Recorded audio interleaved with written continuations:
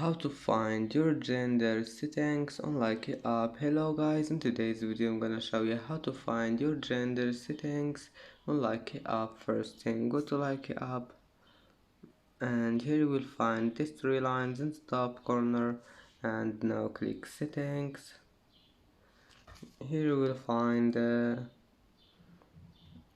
this one, node settings. Click these three lines and then click on your profile and click edit.